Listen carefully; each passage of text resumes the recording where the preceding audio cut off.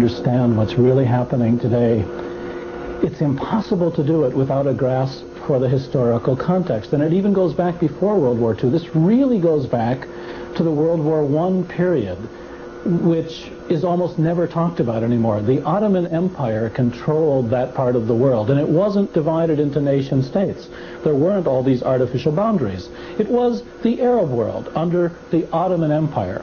What happened when the Ottoman Empire collapsed, because of European desires to see the Ottoman Empire collapse, was a takeover of the Middle East by European interests and then by the United States. And that's when these boundaries, many of which are artificial, many of which have no real relevance to the historical situation in the Middle East, came into play. For instance, take the boundary between Kuwait and Iraq, which brought us to the war in '91. The reality is that Kuwait is the 19th province of Iraq. Now, whether that justifies Saddam's policies or whether that justifies the royal family, the emir, that isn't the point. The point is that the people in that part of the world see a connection between Iraq and Kuwait, which is not irrelevant to them. And we in the West like to say that these boundaries and these countries must be established the way they are because that's the way we want them to be. In reality, in many cases, the legitimacy is highly questioned, which brings us to Palestine, Israel in the 40s. In the 30s and 40s, the Zionist movement was growing, but all was said to the Arabs, we do not intend to displace you, we do not intend to set up an independent Jewish state, we want to live in peace and brotherhood with you, but we must bring the refugees and the European Jews who want to come to live here to this place, which was then called, everybody called it, Palestine. The British at the time were the administering agents, which went back to the mandate of the League of Nations. And the British played it both ways. On the one hand, they helped the Zionist movement. On the other hand, they said they were helping the Arabs. The reason they said that was they wanted both parties to look to Britain for legitimacy and for support. But after World War II, the situation changed. The British were an exhausted empire. They were unable to handle the administration of the Palestine region. So what happened at that point was essentially a civil war broke out between the Jewish community, which then had the terrible onus of the Holocaust on its shoulders and bringing the straggling refugees from Europe. Had I been alive at the time, I'm sure I would have been involved in helping bring destitute European Jews to Palestine. But why were they coming to Palestine? They were coming to Palestine because nobody else in the world would take them. They were coming to Palestine because the United States and Britain and everybody else had closed the doors to these refugees and had said to the Arabs, you take these refugees. We're going to dump them all on your shoulders. So if you realize that it was a civil war that broke out in Palestine in the mid-1940s, right after World War II, and we are still living with the ramifications of that civil war. All that's taking place today in terms of the occupied territories, in terms of making deals between the PLO and Israel, in terms of who has administration here versus who has administration there, that's because this is really one country. Whether you call it the Holy Land, whether you call it Palestine, even whether you call it Israel, it doesn't really change the reality that this is one geographic entity that has many claims placed on it. The claim of Zionism, which grew much stronger in the post-World War II world after the Holocaust. The claim of Arab nationalism, which had been put under by the Ottomans, had been pushed under by the British, now was pushed under by the Zionists and the Americans. So I think I've exhausted the couple of minutes you gave me, but it's so important to understand this context, because if you then see today's events within the larger dynamic of how we got to today's events, it's much easier to understand why the various groups are fighting in the various ways, not having given up struggles that we in the West kind of say they should have given up, but it's really not for us to. Hamas, for instance, let me just take a minute on Hamas. Hamas is not a bunch of crazy Arab radicals killing Jews and refusing peace agreements. Hamas is a legitimate expression of Islamic national interests that goes back a long, long time, into the Ottoman period, in fact. And they refuse what they consider to be an agreement which subjugates them, which places them on reservations, which puts them in a Bantustan situation, which leaves the Israeli empire thriving and vibrant, and is supposed to then have Palestinian police, or as the Chicago Tribune a few days ago said, Palestinian cops, taking care of them. Now, I don't share anything theologically with the people in Hamas. I have met some of them by accident on the many trips that I've taken, over 100 trips to Israel and Palestine in the last 15 years. I find them very dignified people, very thoughtful people, people very aware of their history and their heritage, people fighting for their self-determination, for their freedom, for their dignity, just as other people in other parts of the world fight for theirs. But here in the United States especially, we cast them as crazies and terrorists and renegades and killers. You know, we actually do to them the same thing that we did for 20 years to the PLO. And it's time to get beyond all these stereotypes and understand that people have legitimate grievances that they're fighting for, and these legitimate grievances have to all be dealt with if our goal is a stable and just peace. The current agreement, the agreement that was signed in Washington and then in Cairo, you know, those who are in power tend to represent things as breakthroughs, as significant historic events. They want credit for these events, of course. That's the nature of politicians. But the nature of independent analysts and the nature of people who don't have a political axe to grind should be different. They should be to say what is really happening as opposed to what we're told is happening. This agreement has been in the process for 15 or 20 years. The Israeli Labor Party has always been committed to what it has called the Alon Plan. The Alon Plan was named after Foreign Minister Alon in the 60s, I believe, that the population centers of the Palestinian areas should be taken over by Palestinians in the context of Jordanian sovereignty, but the resources and the land and the security aspects of all this territory should be left under Israeli domination. Now, the Israelis tried for a long time to find Palestinians who would cooperate with their vision of what Palestine should be. They set up village leagues, which didn't work. They held elections, which didn't work. They tried this, they tried that. All right. Then the Intifada broke out 7 years ago, this uprising for independence.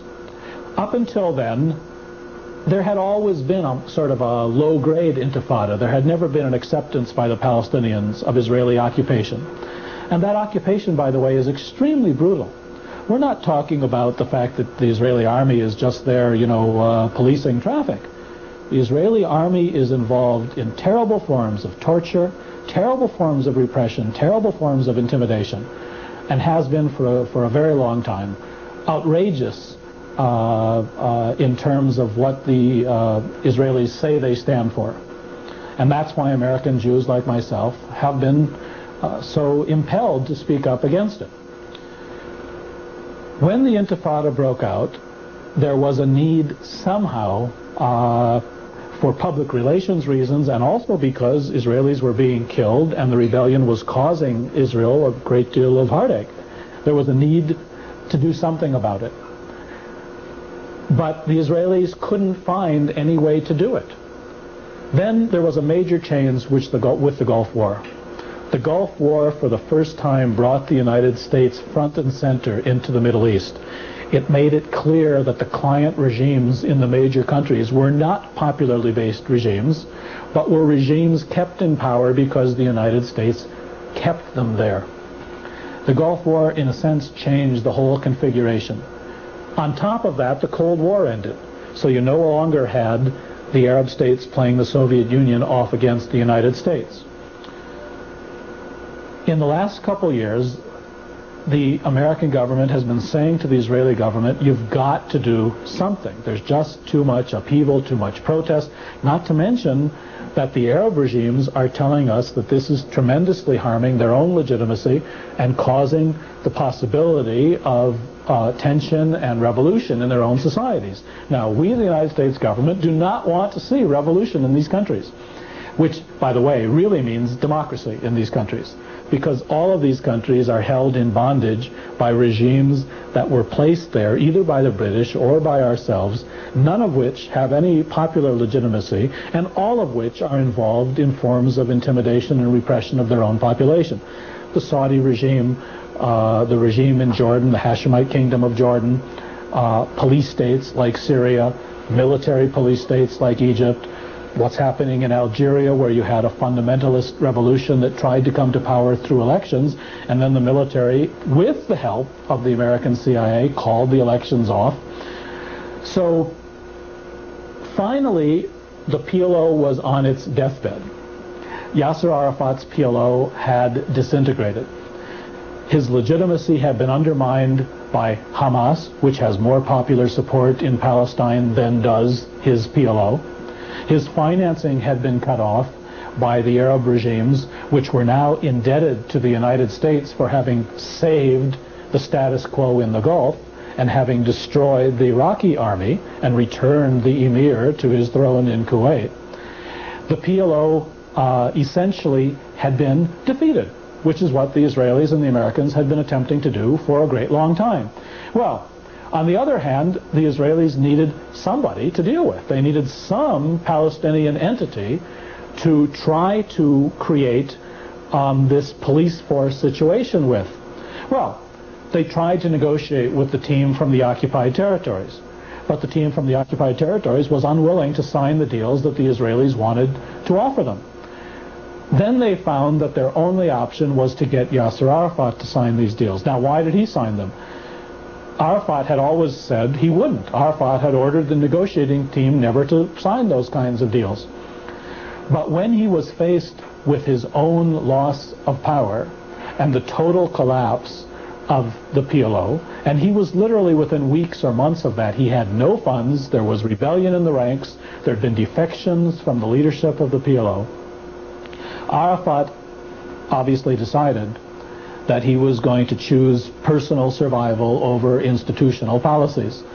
And he agreed that he, in a sense, would become governor of the occupied territories on behalf of the, call it if you will, to give it a name, the imperial power, the hegemonic power, which would be Israel backed by the United States. I suspect, you know, if he were here commenting, and I know Yasser Arafat and have had dinner with him a number of times, met him a number of times, he would say, this is the best we could do. We're defeated people, we're vanquished people, this is the best we could do. And he would say, we're still hoping for a Palestinian state, we're still planning to move ahead, and we expect more to come of this. But that's not very likely. The Palestinians have given up their trump cards. The Arab world is a defeated world politically. You can think of the agreement that has just been made. Think of it in these terms. In '67, the Arab world was defeated militarily on the battlefield.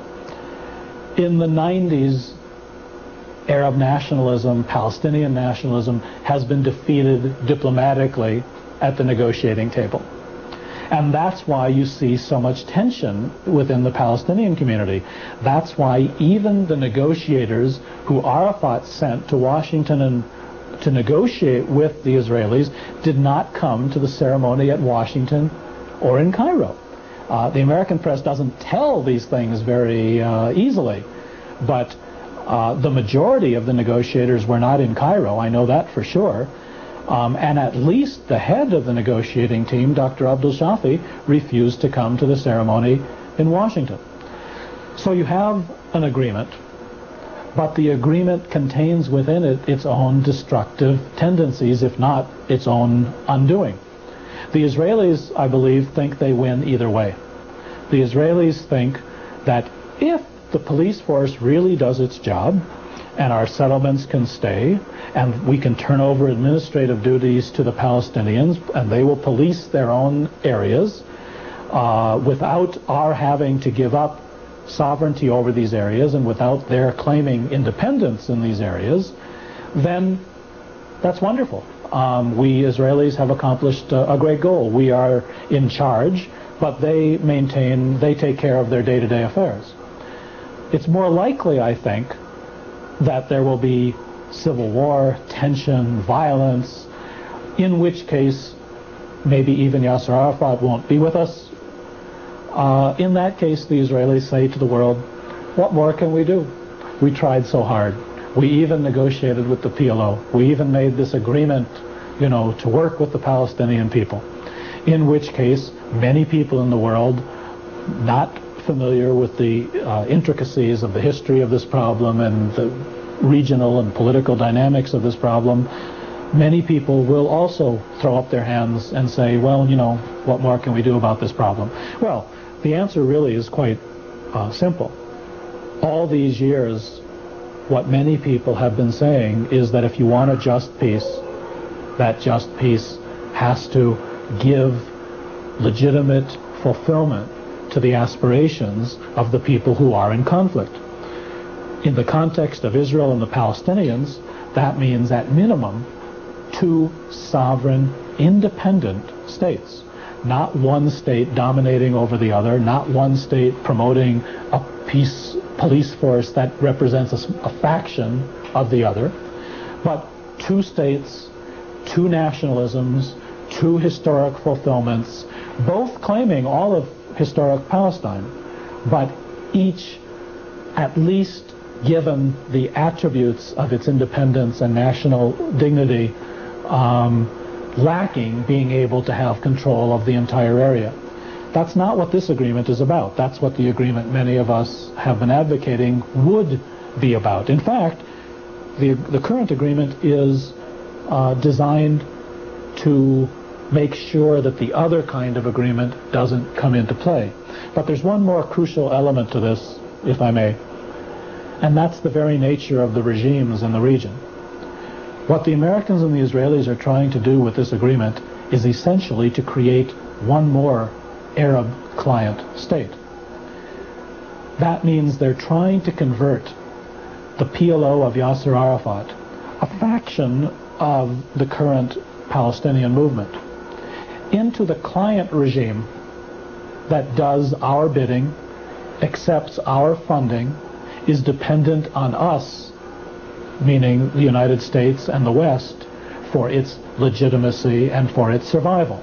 Now, having done that successfully in Kuwait, in Saudi Arabia, with the Hashemite government of Jordan, having failed in Iran, but then again there were all those years where we did have a client regime, the Shah of Iran. We all forget that they were the linchpin of stability in the Gulf not that long ago. We also tried it in Iraq. There was a monarch from the Hashemite clan that was installed by the British with American backing in the 50s in Baghdad. A revolution pushed that regime out. So what is really going on here, think of it in these terms, is that the Americans and the Israelis took the shell of the PLO, bankrupt, defeated, destitute, nowhere to go, and offered that shell, you become our client regime in Palestine. We will then supply you with used trucks and military equipment. We will supply you with funds to pay your soldiers. We will supply you with covert intelligence capabilities so you can monitor what the other groups are doing, just like we do for the Saudis and the Hashemites and others in the region. We certainly have been doing this for the Egyptians ever since Camp David was signed. You, in return, must agree to give up the struggle, must agree to police yourselves, must agree not to cause the Israelis difficulties, and must agree, in a sense, to accept American-Israeli domination of regional affairs. Now, if you put it in those terms, it becomes a lot easier to understand why self-respecting and dignified Palestinians don't find that arrangement a very desirable one. Their fight has not been over whether they could have a few crumbs of self-rule or autonomy. Their fight has been over independence and sovereignty. Their fight has been over a Middle East where Israel wasn't the only nuclear superpower always threatening to take out Arab capitals if there should be another war. Their fight is over a culture and a way of life that is grounded in the Islamic traditions that they know, not in Western traditions with prime ministers and kings that come out of armies that are trained in American camps, or prime ministers who were trained at British or American universities. They want legitimate expressions of their own culture and their own civilization, which, by the way, is a very rich and very deep civilization, which you go back to another time in history, was far advanced over the European civilization. But that time is certainly gone for the present. One little story, if I may. About 3 years ago, I was in Saudi Arabia, and it was an unplanned meeting, very late at night, that I'd been asked to come to, about 1 o'clock in the morning, actually. A room full of Saudi intellectuals. And the discussion began. They weren't aware that I was coming to their weekly meeting. I'd been invited by a newspaper to give a talk that night and then invited after to this meeting. The discussion went on. The war was in its early stages. The Americans were building up forces to attack Iraq. And I said, you know, similar things to what have been said in this interview. And across the room, a man I never met and still don't know, hadn't said a word all night. I'd been there for maybe an hour. The man looks up at one point. He's smoking his pipe. And the moment he starts speaking, perfect English. I learned later he'd been educated in the States. And he simply said the following. He said, Mr. Bruzonsky, you know, it's our great pleasure that you've come to be with us this evening. And please, please allow me to only correct one thing that you've said. Now, I expected all hell to break loose. I thought this was the polite Arab way of saying, okay, now let me tell you something. And all he said was, he didn't mention a word about Iraq, the war, regimes. All he said was, Mr. Bruzonsky, this evening, a number of times I have heard this word dignity, and you have used this word. You will go home in a few days, and let me tell you one thing that you should remember. This word dignity of which you have spoken, this word no longer can be found in the dictionary of the Arabs. And I thought it was just a masterful summary. That without saying anything quotable about the current issues of the day, he had said everything. And that's, in the end, what these fights from Algeria to the streets of Cairo to the camps of Palestine, that's what this is all about. Dignity. Assertion of one's own culture, one's own values, one's own self-determination. And that's what our revolution was about. Why did we have the Boston Tea Party? Why didn't we like the redcoats running around in our streets? Because we wanted our own dignity. We wanted to rule ourselves. We wanted our own new culture that wasn't the British culture. It was the American culture to be dominant. We didn't want to have, like the Canadians accepted to have, the Queen of England as the Queen or King of America. We wanted to have the United States of America. And that's why the Arab world is in turmoil. Because, to go back to the history part, after World War I, they were promised independence. Not independence as a little entity here, a little entity here with false borders, this one ruled by France, this one ruled by England. But independence as the Arab world. Now, that desire for independence was stolen from them by the 1918 conference in Paris, the peace conference, where the famous Lawrence of Arabia was there and Emir Faisal was there.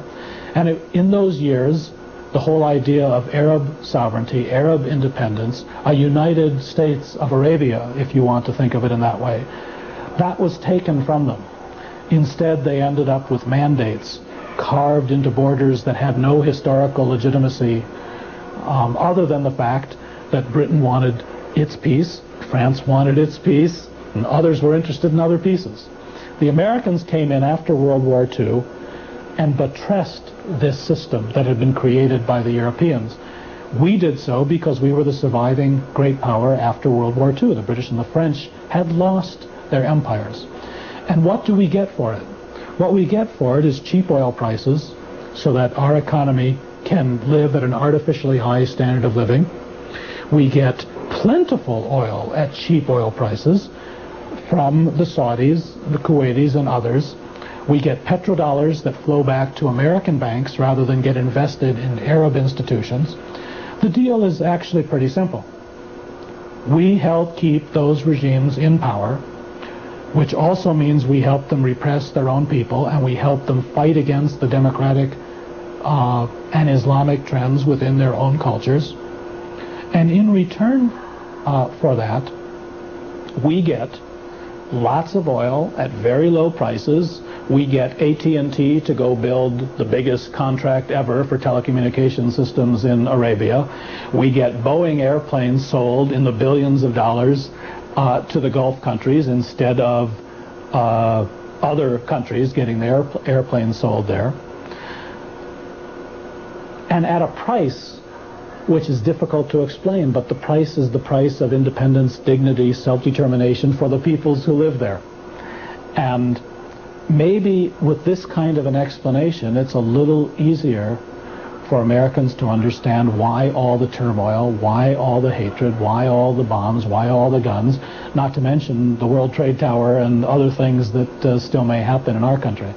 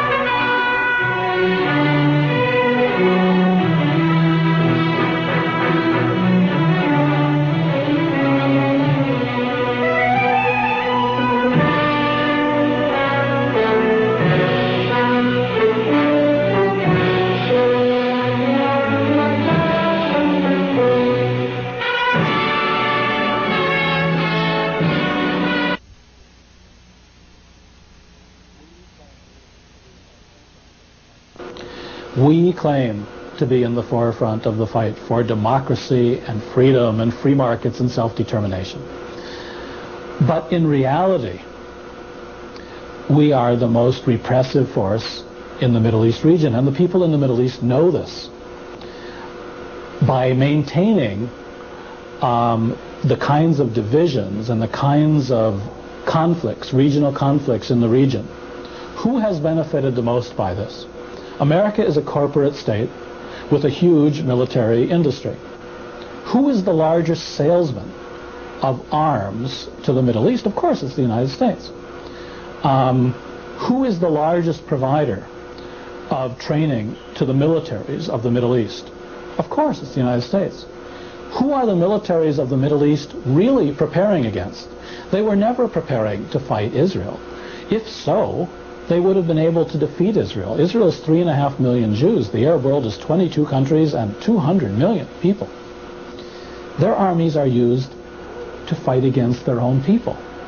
The purpose of the armies in the Hashemite kingdom of Jordan, in the Saudi kingdom of Saudi Arabia, in the Ba'athist-run Syria and the Ba'athist-run Iraq, for that matter,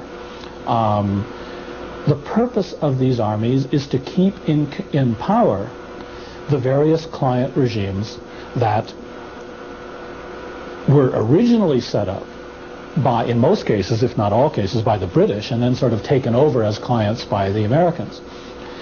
Now, a veneer of democracy is sometimes placed over to give the impression, when arguments of this kind are raised, that, well, these people are on the way to democracy, but, you know, they don't have any traditions of this kind, and we have to sort of teach them how to do it, and it's taking a long time. Well, all of that is a fig leaf at best and hypocrisy at worst. Take the case of Egypt. Egypt had a revolution. It threw out its king in the 50s. A military government came to power. That military government then led to a civilian government. But who has always headed the civilian government? It's always been a former general from the army who was dressed up in a suit and trotted out, usually in front of Western cameras, to make speeches. And they go through the pretense of elections, but everybody knows who's going to be elected. And the United States says that, you know, this is acceptable democracy and human rights. But if you go to these countries, you find that there's a huge police state apparatus which is controlling each of these countries, and each of these police state, military state apparatuses are trained either in Britain or the United States. Everybody over there knows that. Look at what just happened in Egypt last week. A couple of thousand lawyers, of all people, lawyers, were demonstrating on the streets because another lawyer had been taken into custody and beaten to death by the security services of the government of Egypt. Well, this has been going on for a long time, but it usually doesn't happen to journalists or lawyers or, you know, nice people like that. It usually happens to people who don't have any means of defending themselves other than to attack using terrorism. In this case, the government of Egypt was so weak that it wouldn't even let the lawyers protest on the street. It beat and gassed the lawyers. Why did it do that? It did that because it wants everyone in Egypt to understand that any form of protest on the streets, no matter who it is by, is not going to be tolerated. The regime is too weak to allow that kind of thing to happen. Saudi Arabia is, you know, it's a family, the Saudi royal family. There are no attributes of democracy of any kind. Same thing in Kuwait, although there is this parliament now, but that was, you know, set up to give a veneer of legitimacy in the wake of the Iraqi invasion. What does this mean for the United States? Well, in the short term, it means economic benefits. It means that, as I said once before, our standard of living is kept artificially high because the prize of the 20th century, oil, huge amounts of oil to run our industrial society, is made available to the United States in huge quantities at artificially low prices. That greases our society, but there's another aspect to it, that once large amounts of money had been transferred to these societies for the cheap oil, there were petrodollar reserves. Now, where do these petrodollar reserves go? They don't go to building the infrastructure of modern societies. They don't go for building the Arab world and setting up new institutions and setting up, for instance, an aircraft industry to compete with our aircraft industry. They're as large a society, more than 200 million as we are. Instead, these amounts are recycled back to American corporate banks, and then these amounts are used to purchase the supply of things that many people in those societies don't think they need. They don't need another round of huge military equipment. They don't need, right, take Saudi Arabia. Saudi Arabia already has a very modern Boeing Saudi Airlines. They don't need to purchase huge amounts of the very latest, unless, of course, they're being encouraged to do so as a political financial trade-off for our having come to their defense and prevented the region, first from being swept away by the tide of Islamic fundamentalism that everyone was afraid of after the Iranian Revolution, and then by the secular Ba'athist power of Iraq, which the real goal of Saddam was not really Kuwait, which we Americans, by the way, had encouraged him to think he'd be able to take over without our opposition. My own supposition, we have no way of proving this to anyone's satisfaction, my own supposition is that the Israelis and the Americans played Saddam for the fool, creating the very conditions by which he decided to go into Kuwait. And it wasn't just a matter of saying to him, we probably aren't going to do anything about it. In the years before the invasion of Kuwait, the United States had encouraged Kuwait to pursue oil and economic policies which were extremely antagonistic to Iraq. If you go back and examine the history of the years before, you'll see all kinds of oil policies, financial policies, oil supply policies, petrodollar policies, which harmed Iraqi interests, and in which Iraq had said publicly that what is taking place now is harming the national interests of Iraq. Well, when the United States makes statements like, it's harming the national interests of the United States, we know what happens. There are invasions of Grenada, and there are invasions of Panama, and now maybe there'll be an invasion of Haiti. And then, of course, there was the harm to the national interests, so that we invaded Saudi Arabia and then attacked Iraq. We apparently don't believe that other countries are entitled to have legitimate national interests of their own.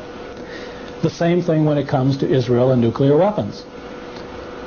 We helped Israel develop its nuclear weapons. We, the United States, created the arms race in the Middle East. Now we say to the Arabs, to the Pakistanis, to the North Koreans, that you're not allowed to have nuclear weapons because the international community has decided. Of course, we run the international community on the whole, and if we don't like what they do, we don't pay our bills at the UN.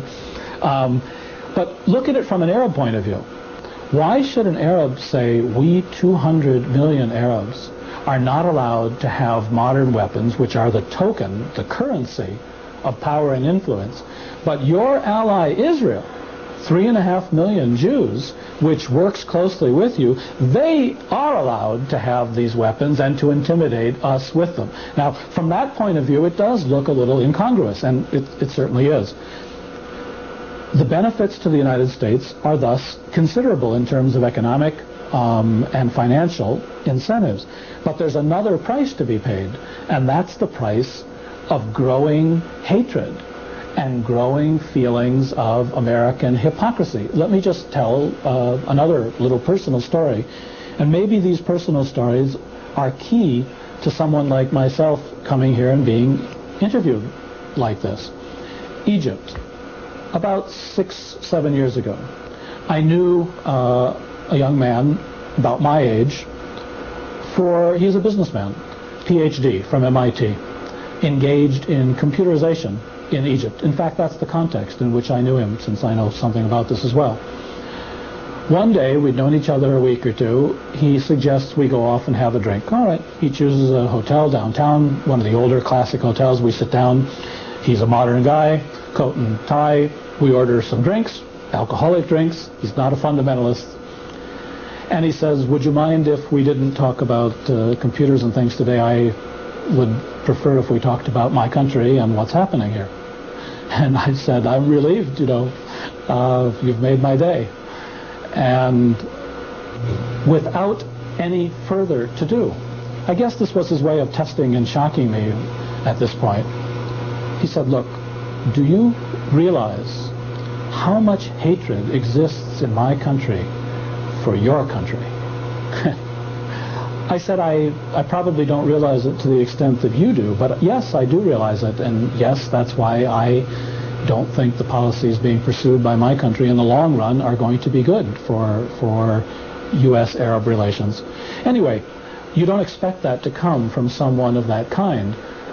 And he wouldn't have said that to a visiting person who was being hosted by the U.S. Arab Chamber of Commerce, and he wouldn't have said that to somebody at the American Embassy.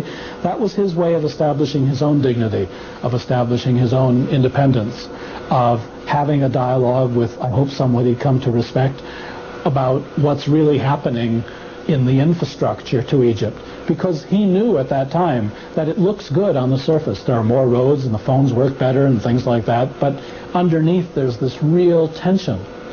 And that tension has led to the last couple years of extreme violence in Egypt, which is hardly over. I think we're just sort of in the early phases of it.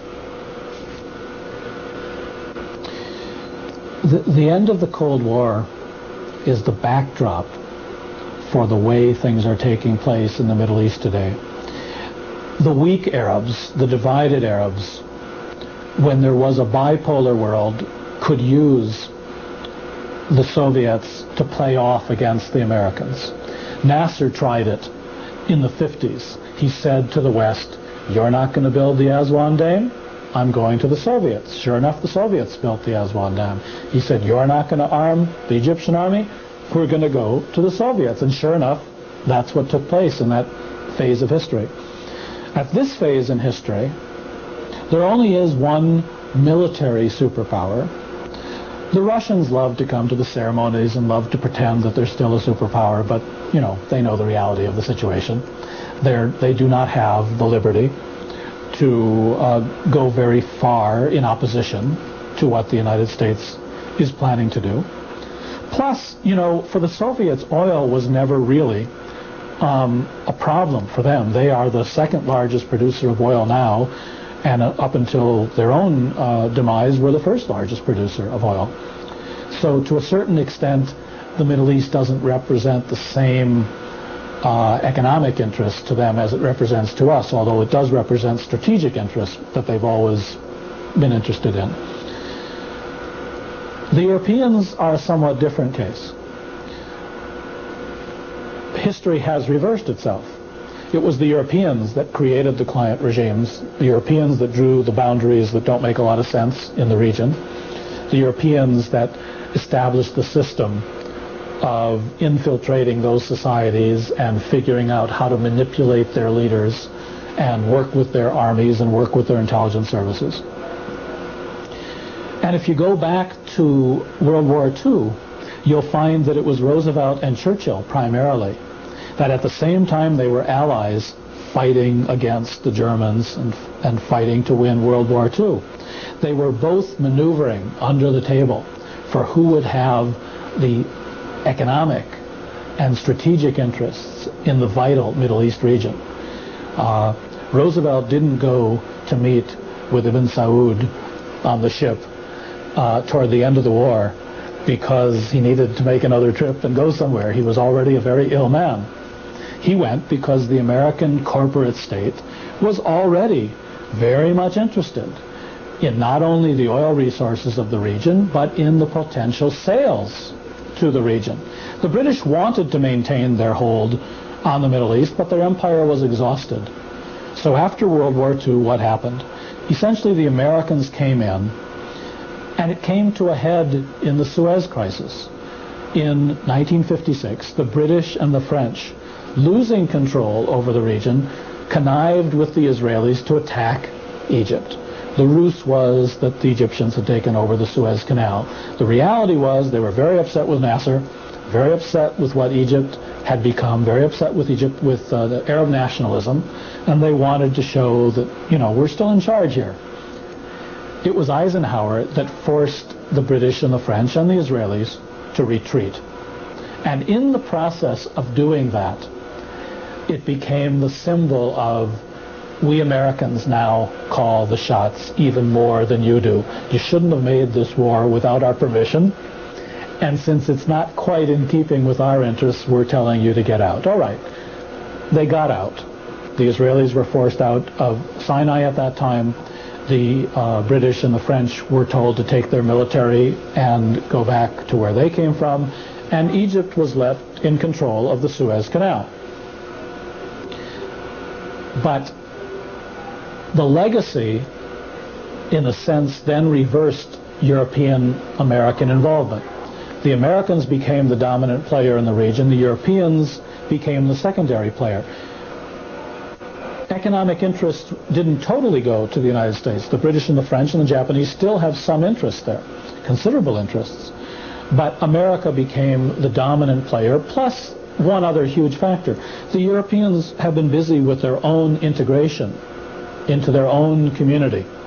They're building their own competitive economic framework to that of the United States and to that of NAFTA and to that of the American empire, if you will. It's conducted in terms of economic competition, not military competition. Our societies have evolved to the point where it's pretty unthinkable to go to military conflict with each other. But day to day, we're involved in economic conflict with each other. And it sometimes gets pretty brutal. There are threats between the U.S. and France of this kind of embargo and this kind of action. It's pretty dicey at times. But the Europeans have enough to worry about with their own community at this point, so that they're not really challenging the American hold over the Middle East region. How this will evolve in the future, hard to say. There's lots of forces working in Europe. Plus, you've still got other economic challenges coming from Asia. But for the foreseeable future, I think the United States will remain relatively unchallenged as the dominant superpower that has control over the Middle East. And the challenges will come from inside Arab societies rather than from other Western societies. The very day of the Cairo agreement, and I was asked that morning by Canadian national television to come down to their studio, and on the way down I was reading the New York Times. And amidst all the articles about how important this is and what a breakthrough it is, and of course I was already thinking what was I going to say, and I was going to say this is an agreement that's been prepared for a very long time, and it's in keeping with what the Israelis have wanted to do with the Palestinians. It's not quite this unprecedented breakthrough that it's being portrayed as. But I looked at the front page of the New York Times and I said to myself, my God, there's the truth of this. There's no story, there's no analysis. It's all in the picture.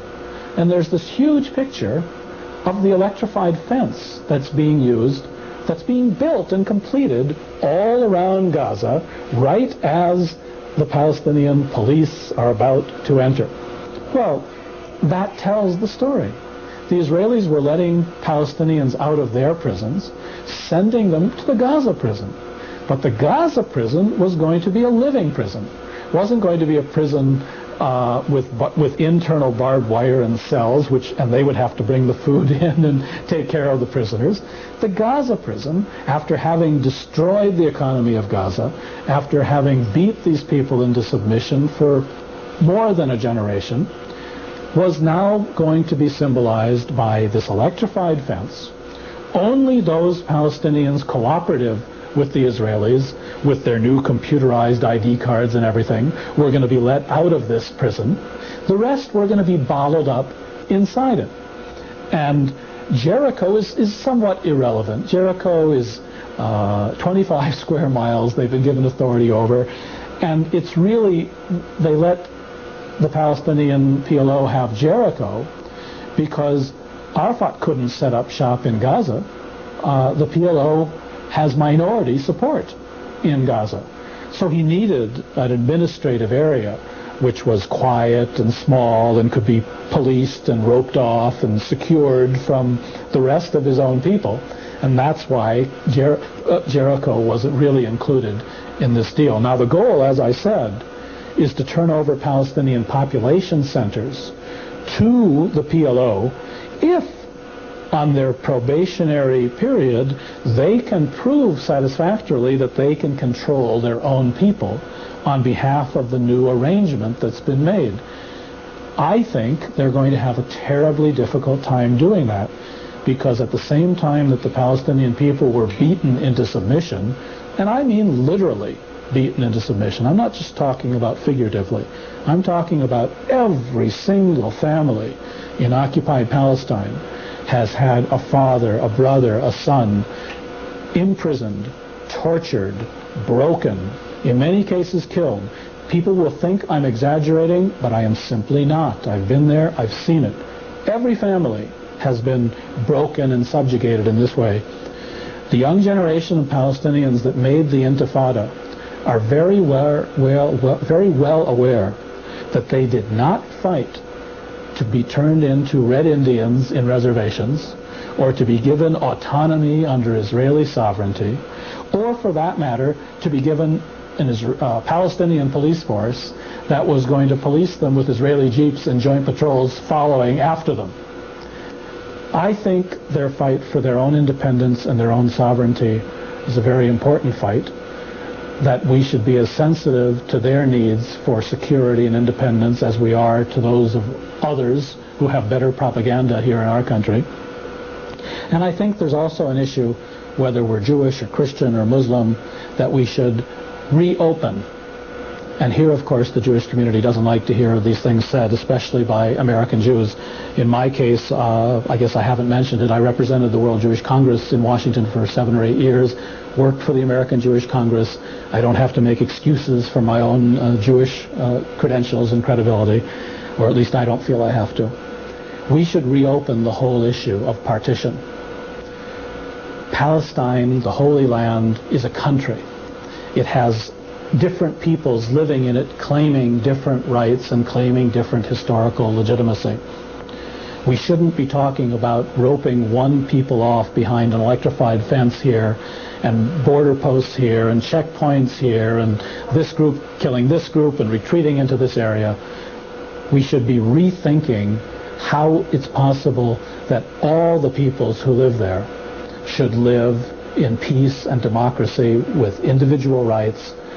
We should be saying, for instance, if one man, one vote in South Africa, if blacks and whites are coming together to live in South Africa and we are all applauding, if we in our own country take such pride in having a homogeneous political society, even though we have distinct groups with different claims within that society, why are we then applauding the total separation of peoples in the Middle East? Why are we applauding and paying for the building of electrified fences? Why are we so pleased about agreements that have a Jewish settlement here, a Palestinian town here, and a Prime Minister of Israel who says we want to totally separate ourselves from each other? That's not the way it was before 1948. It's not the way that it was before the League of Nations and the UN got involved. It seems to me that what we're doing is sowing the seeds, as we did in the Balkans years ago, for more conflict and more pain and heartache in the future. And what we're doing is not consistent with our values either. Our values are secular societies built upon democratic principles. And then, when our Western leaders say to us that we have to oppose fundamentalist Islam in the Middle East because these forces look to religion as the basis of their society, well, where is the first theocratic state in modern times that was built upon a religious test? It's the state of Israel. It's the state which the United States and world Jewry brought to the Middle East and then differentiated between who was Jewish and who was Muslim and who was Christian. We are the ones who brought those concepts to the modern Middle East.